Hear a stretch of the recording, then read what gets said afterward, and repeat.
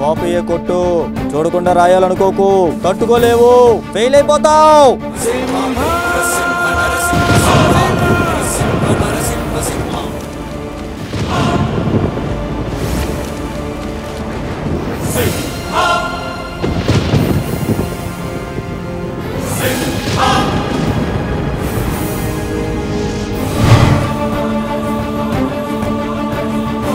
Student అయ్యింది మీరు ఇలా మాట్లాడడం ఏమిటి సార్? ఒక ఇన్విజిలేటర్ మైండ్లోకి స్లిప్ పెట్టిన వాడిని పట్టుకోవాలన్న ఆలోచన వస్తే చాటి స్లిప్పర్గా ఎంత జాగ్రత్త పడతానో, నా పక్క బెంచ్లో స్లిప్ పెట్టిన వాడిని పట్టుకుంటే కూడా అంతే జాగ్రత్త పడతాను.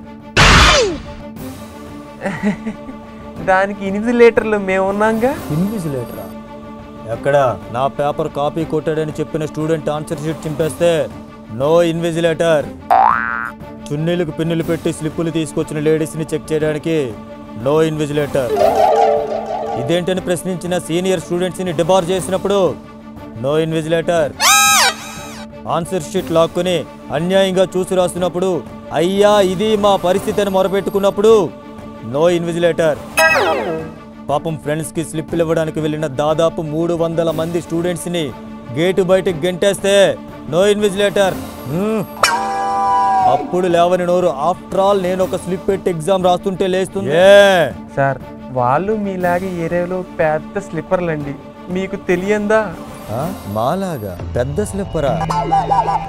వద్దు, స్లిప్పుల చరిత్రల గురించి మాట్లాడొద్దు ఇన్విజిలేటర్.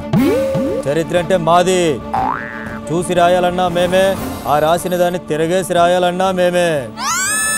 వాళ్ళంతా బ్లడీ ఫూల్స్, స్లిప్ పెట్టడం చేత కాని జాతి. నో మోర్ ఆర్గ్యుమెంట్స్ ఇన్విజిలేటర్ గారు. మీ దగ్గర దాయడానికి ఏమీ లేవు. స్లిప్ పెట్టిన వాడిని చూసి రాసుకోమనడమే. No invigilator. Slips are made for exams but not for debar. అన్న స్లిప్పుల గురించి సింపుల్గా చెప్పి చింపేసావన్నా. అన్న నాకు డౌట్, స్లిప్పర్ అంటే ఏంటన్నా?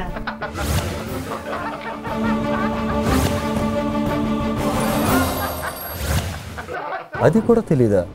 స్లిప్ పెట్టిన వాడినే స్లిప్పర్ అంటారా జప్ప.